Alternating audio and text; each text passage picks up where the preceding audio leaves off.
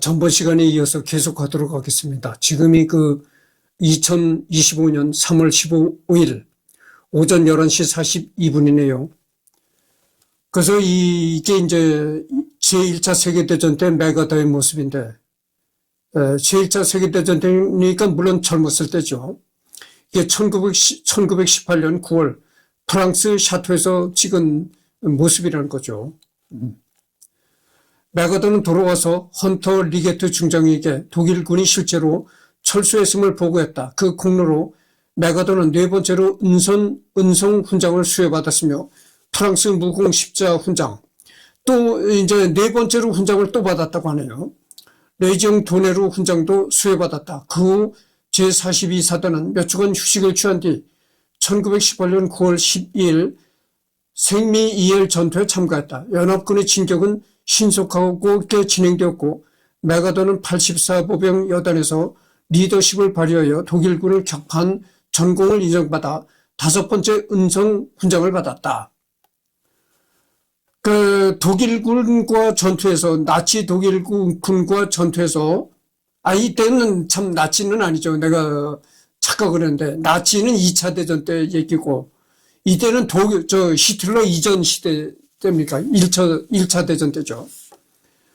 그 1차 세계대전 때 독일군과 이제 전투가 벌어졌을 때, 독일군을 격파한 그런 공로로, 5번째 훈장을 또 받았다는 거죠. 그는 9월 25일에서 26일 밤에 야습을 성공적으로 감행했고 이 전공으로 6번째 은성 훈장을 수여받았다. 6번째 훈장도 수여받았다고 하네요. 벌써 훈장을 6번째 받은 겁니다. 그러니까 아주 고요한 밤에 아주 기습 공격을 해서 성공적으로 독일군을 격파했다 이런 얘기죠. 제42사단은 9월 30일 밤에 공세를 중지하고 아르곤 구역으로 이동했다. 10월에서 14일 10월 14일 제42사단은 2개의 여단과 함께 모이젠 아르곤 대공세에 참여했다. 그날 저녁 열린 회의에서 샤티용 북동쪽 철조망에 틈이 있음을 보여주는 공증사진이 검토되었다. 지금 내 모습을 보세요. 젊어 보이잖아요.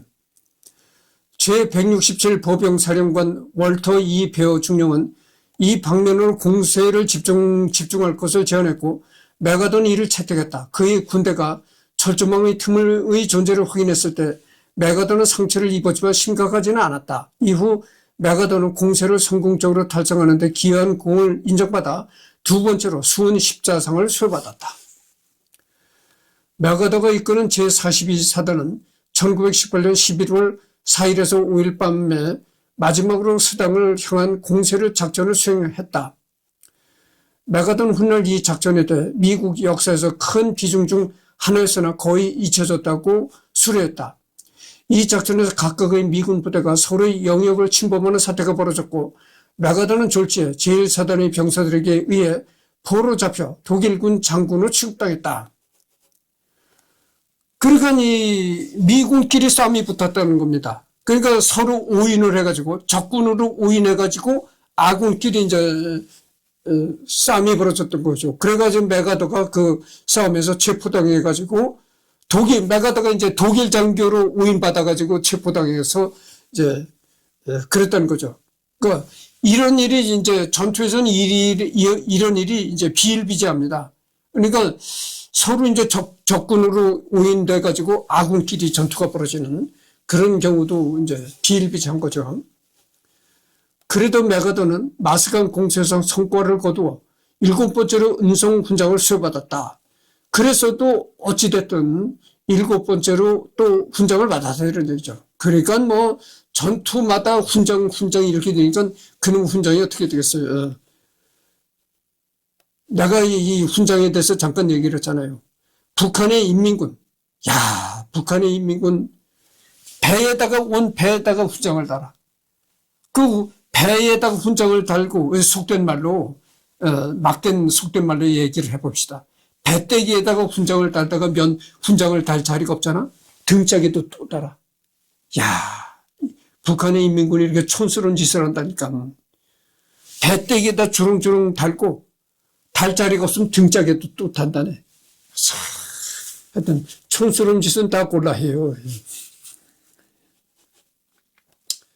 그 후 메가던 휴전이 합의된 날로부터 하루 전인 11월 10일에 근데 그럼 한국은 어떻게 하냐. 한국과 미국은 그렇게 배때기 등짝에다 훈장을 다는 것이 아니고요. 왼쪽 가슴에도 이게 있습니다. 훈장 표시하는 게 있어요. 그게 훈장을 바로 표시하는 건데 거기 보면 훈장 몇 개라는 이게 다 그걸 알 수 있다는 거죠. 이 판독할 수 있는 군인은 그걸 판독을 할 수가 있는데 그걸 보면 이 사람이 훈장 몇 개를 받았다 그걸 알 수 있다는 거죠. 여러분 보셨잖아요. 이 장교 이 정복을 입었을 때 보면은 여기에 이 하얀색 뭐 빨간색 청색 이렇게 표시가 되잖아요. 요만하게 명찰식으로. 거기에 훈장 기록이 다 이제 알 수 있다는 거죠. 근데 이거 뭐 배때기에다 달다가 면적이 모자라면 또 등짝에다 달고 하여튼 북한 인민군 북한 놈들은 하여튼 촌스러운 짓은 다 골라요. 메가더는 졸지에 제1사단의 병사들에게 의해 포로로 잡혀 독일군 장군으로 취급당했다. 뭐 여기니까 행거고. 그는 1차 세계대전에서 15개 훈장을 수여받았는데 메가더는 1차 세계대전에서 무려 15개 훈장을 받았다. 이는 1차 세계대전에 참가한 미군 사단장 중 가장 많은 수상 기록이다. 메가더의 직속 상관이었던 메노헤르 소장은 전쟁이 종결된 이후 1919년 10월 30일 유럽 지역 미군 총사령관인 퍼싱 장군에게 메가더의 소장 진급 추천 편지를 보내기도 했다. 비록 소장 진급이 이루어지지는 않았지만 메가더는 제1차 세계대전 종전 이후 1년간 유럽에서 주둔군 임무를 수행했다.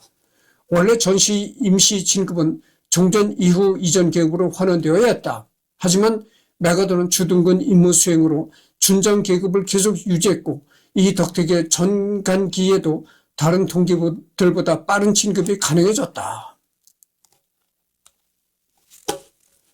메가더는 1차 세계대전을 통해 젊고 유능하며 전선에서 솔선수범하는 장군이라는 이미지를 대중들에게 확실히 심어줄 수 있었다. 제1차 세계대전 중 미군에서 전시 진급한 장성급 장교는 51명이었지만 메가더만큼 언론이 집중적인 보도와 관심을 받는 이는 없었다. 그러게 제1차 세계대전 중에 많은 사람들이 많은 군인이 장성급으로 진급했지만 메가더만큼 이렇게 언론에 집중적인 주목을 받는 사람은 없었다 이런 얘기죠. 언론에 집중적인 조명을 받는 사람은 메가더가 유일했다 이런 얘기입니다. 하지만 메가더는 미국 유럽 원정군 사령관 존 조지프 퍼싱과 갈등을 빚기도 했다. 이는 벨로 숲속에서 퍼싱이 군인은 모름지기 당당하게 서서 총을 쏘아야 한다며 미군 수천 명을 순식간에 죽게 만든 것에 대해 메가더가 미친 짓거리 그만하라고 일갈했던 것이 영향이 크다. 이 일을 계기로 퍼싱은 메가더와 사이가 매우 안 좋아졌다.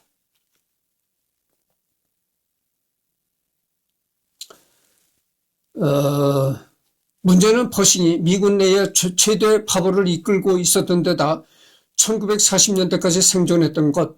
이러한 이유에서 퍼싱이 메가더의 군 경력에 두고두고 장애 요인이 되었다는 설도 있긴 한데 별로 설득력은 없다.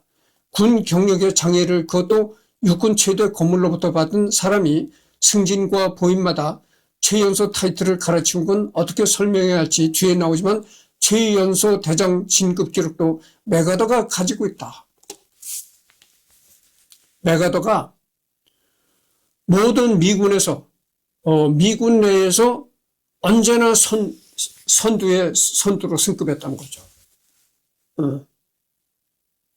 그러니까 사람이 승급하고 승진하는 데는 뭐 더 윗사람 입맛에도 맞아야 되겠지만 어쨌든 간에 최고 빠른 승진과 승급을 했다 이런 얘기입니다.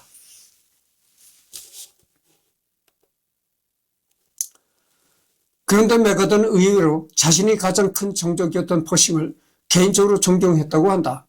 이 설에 따르면 훗날 해리 S. 트루먼 대통령이 자신을 육성장군으로 봉하려고 하자 정중히 거절하면서 미국 역사상 육성장군은 조지 워싱턴 대통령과 존 조지프 퍼싱 원수님밖에 없습니다 라고 말했다고 한다. 다만 이 일화는 메가더를 높이기 위한 썰일 가능성이 높다. 늘 메가더와 긴장 관계였던 트루먼이 규정도 전례도 없는 육성장군을 만들어 메가더를 추대할 리가 없기 때문이다.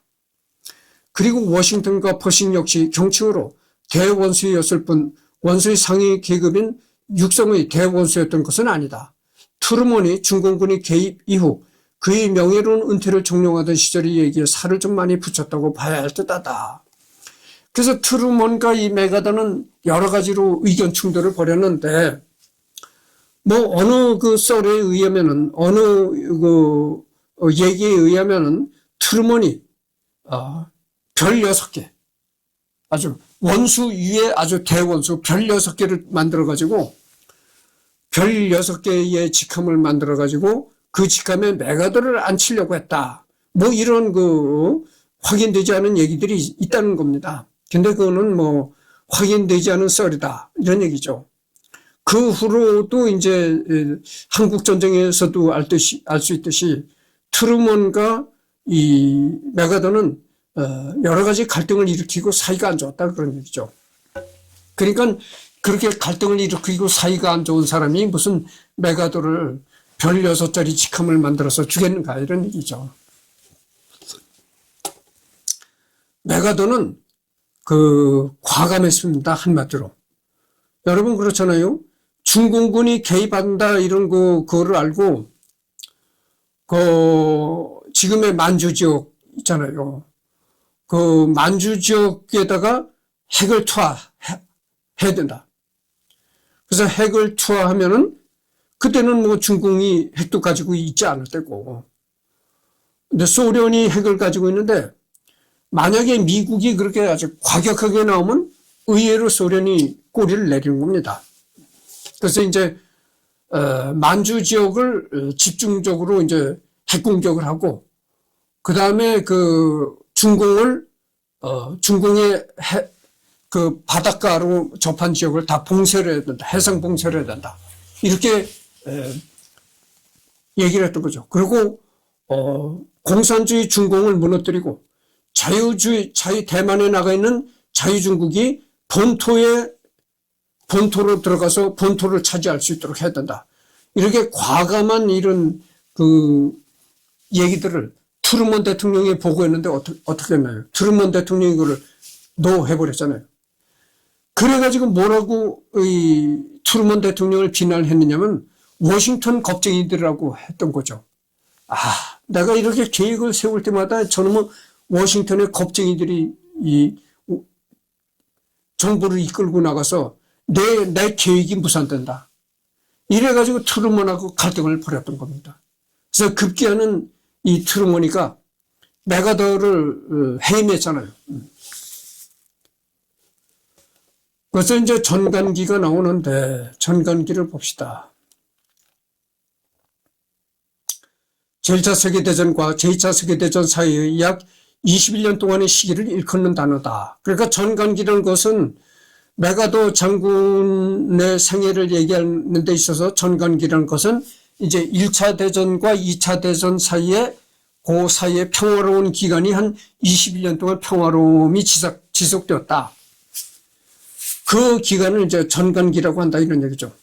근데 여러분 21년이라는 것이 그렇게 긴 세월이 아닙니다. 사람의 개인적인 인생을 볼 때는 21년이라는 세월이 길다고 볼 수가 있죠. 그러나 역사적으로 볼 때나 국가적인 이런 시각으로 볼 때는 21년이라는 시간이 그렇게 긴 시간이 아닙니다. 그래서 이제 제1차 세계대전과 2차 대전이 그 사이에 21년 동안 그 평화로움이 유지됐다 이런 얘기죠. 연도로 따지자면 일반적으로 1918년 11월 12일부터 1939년 8월 31일까지를 가리킨다.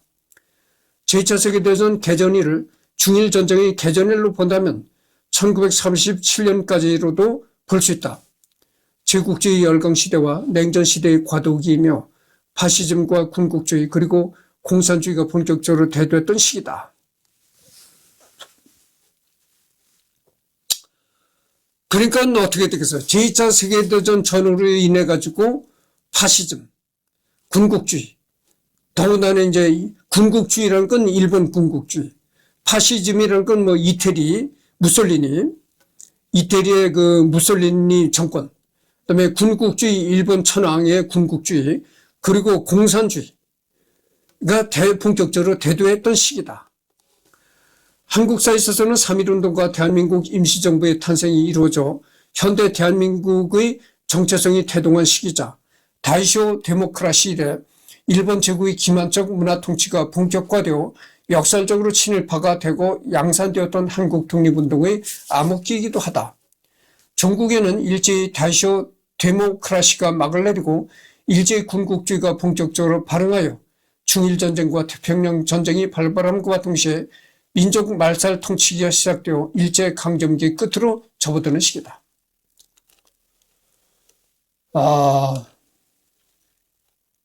과정.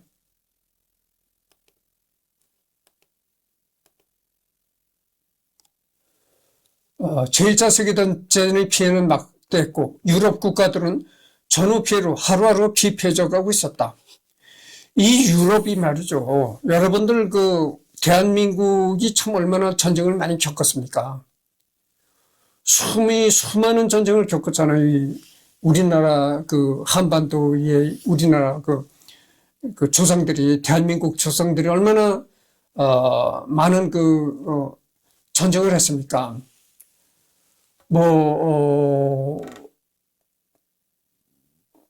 삼국시대에서부터 고구려, 신라, 백제, 그 후에 후삼국 시대가 또 있었죠. 고구려 하여튼 그렇고, 조선시대도 또 얼마나 중국으로부터 침략, 또 일본으로 침략 이런 게 많이 받았습니까? 그래서 이 조선 민족도, 우리나라 민족도 많은 전란을 겪으면서 전쟁터에서 비참하게 죽어간 조상들이 많습니다. 근데 그것이 우리나라만 그러냐? 유럽도 그래요. 유럽도 수많은 전쟁을 겪었습니다. 이 전쟁으로 유럽 사람들이 엄청나게 죽어나갔습니다.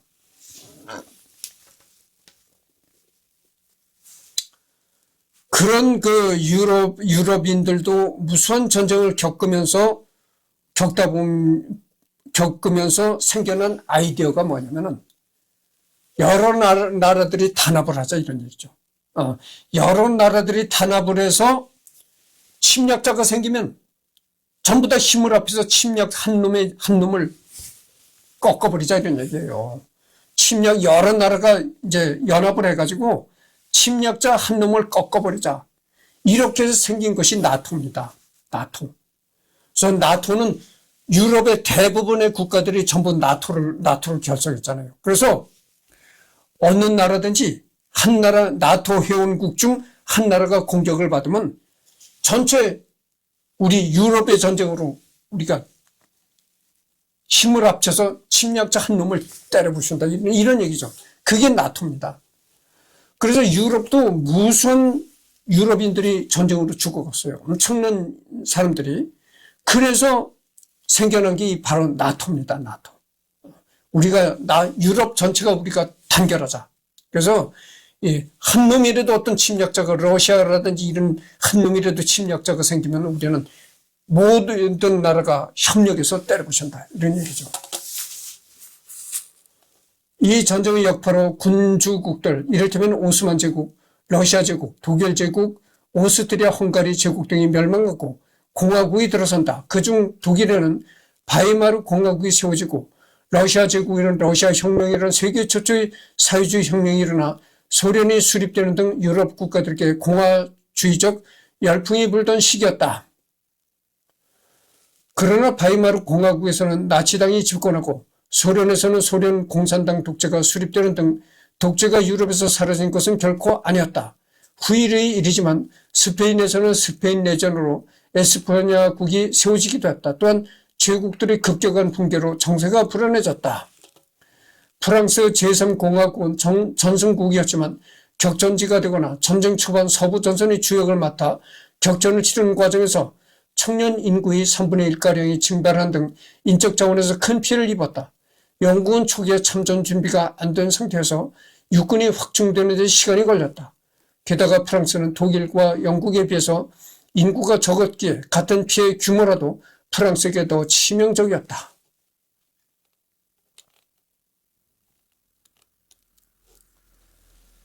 종결. 이 시기 동아시아에선 중화민국은 국민당의 1차 북벌 및 2차 북벌과 반정 전쟁으로 연달아 대륙에 흩어진 각지 군벌들을 격파하는 등 조금씩 중원 재패의 길을 걷고 있었고, 조선에서는 여전히 일본 제국의 합병당해 식민지 상태에 있었으며, 일본 제국은 다이쇼 데모크라시라는 호황이 붕괴되면서 군국주의로 급격히 경돌되었다. 결국 아시아에서는 일본이 1931년 만주사변을, 1932년 제1차 상하이사변, 1933년 열하사변을 일으키며 국제정세를 이어받으니 급기야 국제연맹 탈퇴를 선언해버리고 괴뢰국인 만주국을 세웠다.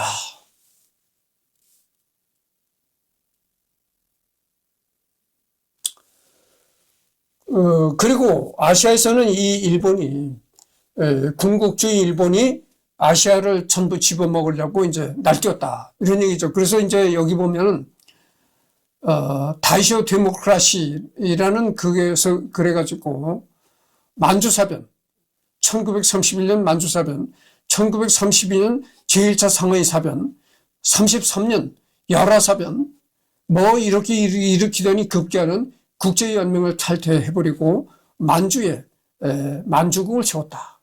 이런 얘기입니다. 만주에 일본 괴뢰 정권을 이제 수립했다.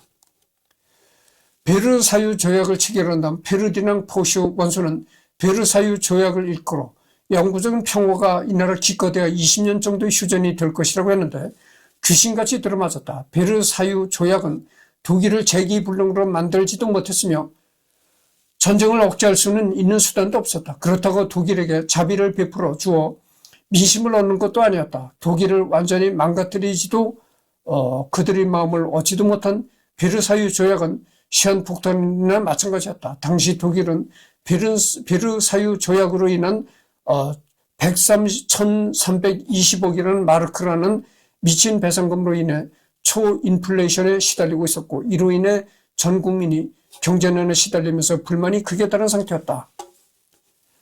또 후에 도서안과 영안으로 배상금을 감면해 주긴 하고 간신히 독일이 배상금 경제에서 벗어나려는 순간 대공황이 닥치며 바이마르 독일 사회가 나치 돌격들을 비롯한 정치 깡패들의 난립으로 몸살을 앓더니 이미 아돌프 히틀러로 대표되는 나치즘 극단주의가 들어선 뒤였고, 결국 독일은 라이란트 재무장을 기점으로 재무장 완료를 선언했다. 제1차세계대전 이후 전쟁을 억제하기 위해서 만들어진 국제연맹은 유명무실화되고 말았다. 여러분, 그 국제연맹이라는 것은 국제연합의 전신입니다. 국제연합이 탄생하기 전에 국제연맹이 있었는데 이 국제연맹도 유명무실화가 됐다는 얘기죠. 별 효력을 발휘하지 못했다. 지금 유엔도 그렇습니다. 유엔도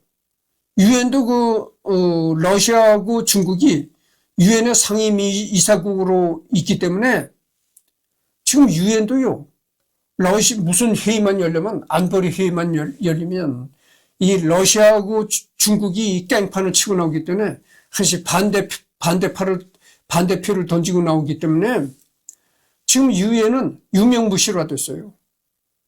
껍데기가 유엔입니다. 껍데기 평화기관이 유엔이에요. 유엔이 어디 가서 그 6.25 전쟁 때, 우리나라 그 6.25 전쟁 때 유엔군이 이렇게 파견이 됐었잖아요. 그래가지고 6.25를 치러서 우리나라가 공산화가 안 됐잖아요. 그때는 정말 유엔이라는 것이 강력했습니다. 근데 그게 처음이자 마지막이에요. 유엔군이 우리나라를 지켜줘서 강력하게 평화를 유지시켰다. 그게 처음이자 마지막입니다. 앞으로 그런 일은 없어요. 유엔군이 오질 않아요. 그래서 또다시 이제 한국에서 전쟁이 또 벌어진다면 어떻게 되겠어요? 한국에서 또다시 제2의 유교가 벌어진다면 유엔군이 오질 않습니다. 유엔군이 오는 것이 아니고 개별적으로 국가들이 유엔군 자격으로 오는 것이 아니라 개별적으로 오는 거예요. 그러니까 미국은 개별적으로 우리가 동맹국을 맺고 있잖아요. 동맹을 맺고 있으니까 유엔과는 상관없이 미국이 참전하죠. 미국이 참전하면 어떤 나라들이 자동적으로 따라 붙습니까? 영국, 프랑스, 캐나다, 호주. 요 나라들이 자동적으로 따라옵니다. 거기다가 요즘에는 미국이 일본을 그 전쟁하는 국가로 변모시킵니다. 그래서 틀림없이 앞으로는 한국에서 전쟁이 벌어지면 일본도 올 것이라고 생각합니다. 그러죠. 그런 겁니다. 그런 것이 개별적인 국가들이 개별적으로 오는 것이지 유엔의 이름으로 오는 것이 아니에요. 유엔이라는 거는 이미 그 쓸모가 없어진 기관입니다. 소련은 공산주의 국가라는 이유로 국제연맹에서 빠졌고 유엔과 달리 자체적인 무력 행사 수단이 전무했기 때문이다. 세계 무대에서 영향력이 강한 미국과 소련 강대국 중 두 나라가 빠진 데다가 국제연맹의 제재를 어기더라도 그것을 강제할 무력 수단이 전혀 없다 보니 그야말로 이름뿐이 연맹이 되어버린 것이다. 그리고 세계는 추축국의 공격을 시작으로 또다시 전쟁의 불길에 휘말리게 된다. 지금도 똑같아요. 여러분들 지금도 계속 전쟁 중에 있잖아요. 러우 전쟁이 계속되고 있고 이스라엘과 하마스 전쟁이 팔레스타인 전쟁이 계속되고 있잖아요. 근데 이스라엘과 팔레스타인 하마스가 휴전한다 여러 가지 얘기가 나왔지만 아직도 완전한 휴전이 됐다고는 어렵고 더군다나 이 트럼프가 취임하고 나서 전부 팔레스타인에 거주하는 팔레스타인들을 다 다른 지방으로 이주시켰다. 강제 이주시켰다. 그리고 그곳에 이제 미군이 주둔하면서 미국이 이제 팔레스타인을 통치해 나가겠다 이런 식의 얘기를 했잖아요. 그러니까 팔레스타인을 하나의 미국의 식민지 차원에서 이렇게 다루겠다는 얘기인 것이죠.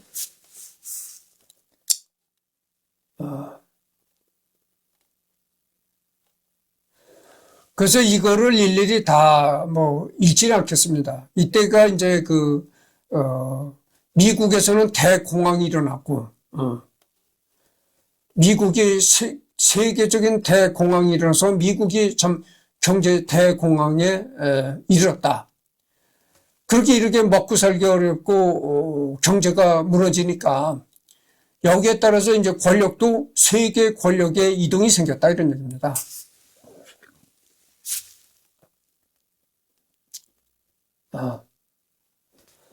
그 다음에 이제 군사 기술 발전 이런 게 나오고 여러분들 과학이라는 게 말이죠.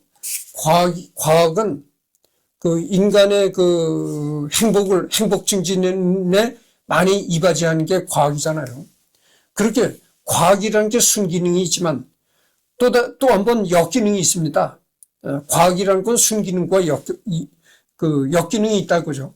여러분들 칼도 그렇잖아요. 날카로운 칼도 순기능이 있고 역기능이 있다고 그죠.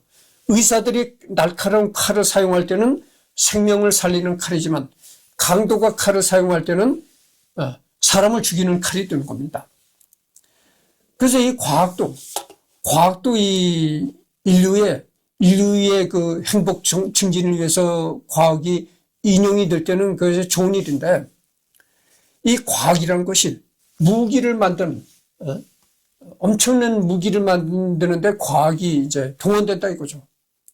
그래서 이 서로가 이렇게 경쟁하고 이런 이제 냉전 시대가 도래하고 이럴 때 이제 과학이 발달하는 겁니다.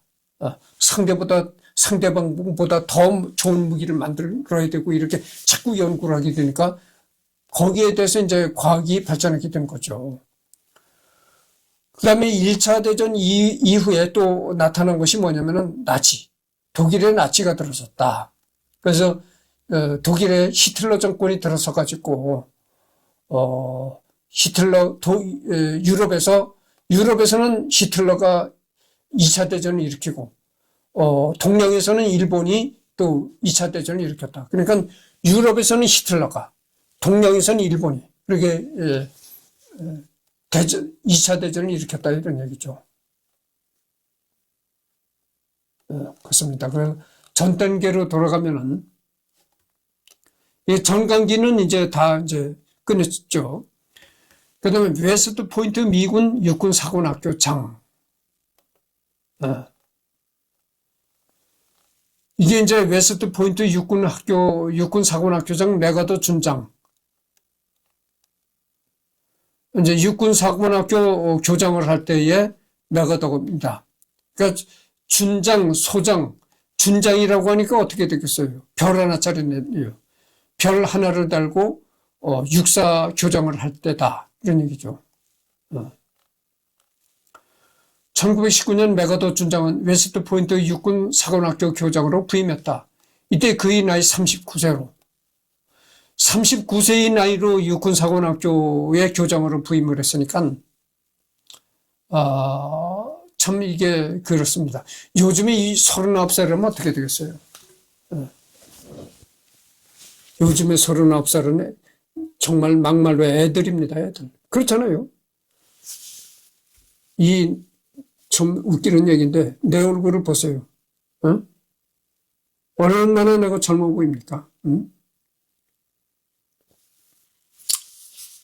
근데 39살이면 요거는 애들이야, 애들. 지금 그렇잖아요. 지금 시각으로 볼 때는 애들인데 그때 벌써 이제 육군사관학교 교장을 지내는 겁니다. 1817년 부임한 실바누스 세이어 이후 최연소 교장이 되었다. 최연소 미군 육사 교장이 되었다 겁니다.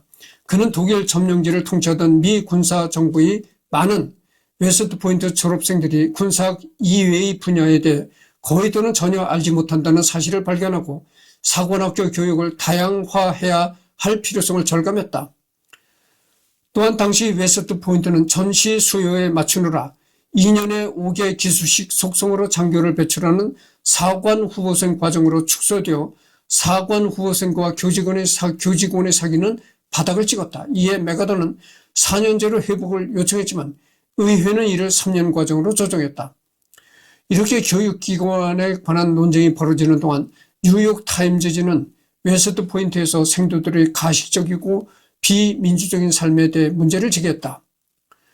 또한 민간 대학들이 1869년 하버드 대학을 시작으로 학업 성과만으로 점수를 매기고 있었지만 웨스트 포인트는 오래된 완전한 인간 교육 개념을 유지했다.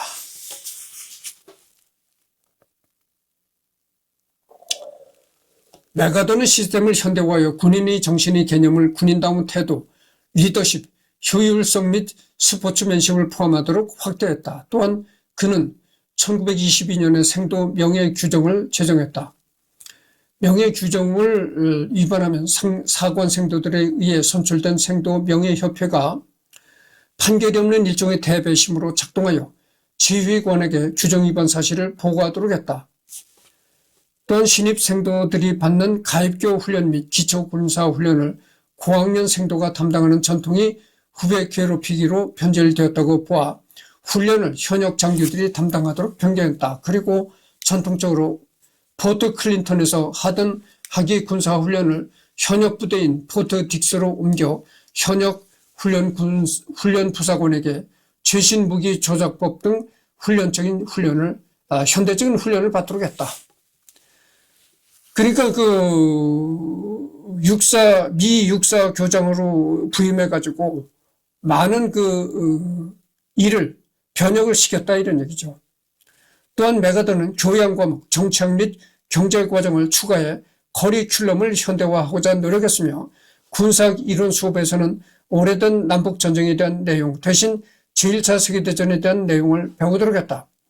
역사 수업에서는 극동아시아에 더 중점을 뒀으면 스포츠 프로그램을 확대하여 교내 스포츠 클럽의 수를 늘리고 모든 사관 생도가 참여하도록 했다. 그 밖에도 고학년 생도의 휴학제도 신설, 생도신문 발행 승인, 미국 축구 관람을 위한 휴가제도 및 매월 $5, 현재 가치로 월 $70 정도의 경기 관람 수당을 새로 만들었다. 그래서 메가더는 미군 육사의 교장으로 부임해가지고 여러 가지 교양 과목을 추가했다는 거죠. 그러니까 이제 정치학, 경제학, 심지어는 경제학도 어느 정도 이제 교양을 갖추어야 된다. 육군 장교가 되려면은, 적과의 싸움만 능해서는 안 되고, 평소에 정치학에 대한 교양도 있어야 되고, 경제학에 대한 교양도 있어야 된다. 그리고 뭐 군사학은 더 말할 것도 없고, 군사 전략, 이런, 이론은 말할 것도 없고, 그래서 많은 그 교양 과목을 추가했다, 이런 얘기죠. 그러니까 이걸 보면은 뭐냐면은 군인이라 해서 무조건 적과 싸우는 것만 잘해서는, 물론 그게 1차적인 목적이지만 그렇게 해서는 안 된다. 정말 한 나라 국방을 책임지는 이런 장교가 되려면은 여러 가지 분야에 고루 교양을 갖춰야 된다, 이런 얘기죠. 메가더의 이런 급진적인 교육 계획은 교수진과 동문들의 반발을 불러일으켰다. 메가더의 임기 만료 이후 그의 개혁의 대부분은 곧바로 폐기되었지만 그 몇 년 동안 그의 정책이 공감을 받아 웨스트 포인트는 결국 메가더의 계획을 받아들였다. 그래서 메가더가 육군사관학교 교장을 이제 퇴직하니까 바로 그 후로 메가더가 신설했던 그런 여러 교양 과목이 폐지됐다는 겁니다. 근데 그 후로 시일이 얼마간 지나니까 그런 폐기되었던 교양 과목들이 다시 살아났다고죠. 그래서 지금 육군사관학교는 다른 여러 가지 교양 과목이 추가된 상태로 이제 유지된다고죠. 그렇잖아요. 여러분 물론 한 분야의 전문가가 되어야 되겠죠. 장교가 되려면 이 전투학, 군사 이런 데에 전문가가 되어야 되겠지만, 하나만 알면 그런 우물 안의 개구리가 돼서는 안 된다고 말이죠. 그러니까 물론 1차적으로 전투학, 전술학 이런 것도 중요하겠지만 그 외에도 여러 가지 사회 전반의 교양을 갖춰야 된다, 이런 얘기죠. 그런 일을 이제 메가더가 했다, 이런 얘기입니다. 그 다음에 이제 최연소 장군. 그래서 메가더는 언제나 동료들보다 선두에 서서 승급을 했다, 이런 얘기를 했잖아요. 그래서 동료들보다 먼저 승급을 했다는 것은 윗사람들의 구미에 맞았다. 윗사람들의 구미에 맞아 떨어졌다. 이렇게 부정적인 측면에서도 얘기를 할 수가 있지만, 객관적인 측면에서는 그렇게 메가더가 상관들한테 인정을 받을 만큼 그렇게 유능했다, 이렇게 얘기도 되겠습니다. 그래서 최연소 장군, 이 시기 메가더는 사회운동가이자 백만장자 집안의 여식인 루이즈 크로멜 브룩스와 사랑에 빠졌다. 어머니 핑키 여사는 남편에게 순종적인 여인을 며느리감이라고 여기기에 이미 한 번 결혼했다가 이혼한 경력이 있고, 사회운동가라서 드센 성격이라고 생각되는 여자와 아들과 결혼한다는 것에 거세게 반대했다. 이 시기에 메가더가 사회운동가이자 백만장자의 집안의 딸인 루이즈 크로멜 브룩스와 사랑에 빠졌다는 거죠. 근데 이 루이즈 크로멜 브룩스라는 여자는 부잣집의 딸이고, 여기 나오잖아요. 부잣집의 딸이고 사회활동을 왕성히 하는 여자고. 그러니까 어떻게 써요? 이렇게 여자가 이런 게 있잖아요. 이게 우리나라 동양에만 이런 얘기 있었던 게 아니고 서양에도 이런 얘기 있었던가 보죠. 예전에 우리나라는 어떤 이 생각들이 있었냐면 이런 생각이 있었어요. 암탉이 울면 집안이 망한다. 또 이래가지고 여자는 그냥 조신하게 그냥 집안 살림이나 열중히 하고 남편 뒷바라지나 열심히 해야 된다. 괜히 여자가 나서서 어떤 활동을 하고 하면 여자가 기가 세다. 이런 얘기들이 있었잖아요. 근데 이런 게 서양에서도 있었나 보죠. 미국에서도 이런 사상이 있어가지고 메가더의 어머니가 굉장히 며느리감을 싫어했다는 거죠. 저렇게 사회 활동을 하고 모든 사회에 앞장서서 활동하는 여자는 기가 세다. 우리 집 며느리로서는 적합하지 않다. 우리 집 며느리는 내 아들을 잘 이렇게 조신하게 집안에서 뒷받침이나 잘해주고 이래야 된다. 이렇게 생각을 했다는 거죠. 그래서 이 여자를 굉장히 며느리감으로 반대했다. 뭐 이런 얘기가 나옵니다. 하여튼 이 얘기는 지금 40분을 경과했거든요. 이 얘기는 또 다음 시간에 이어지도록 하겠습니다.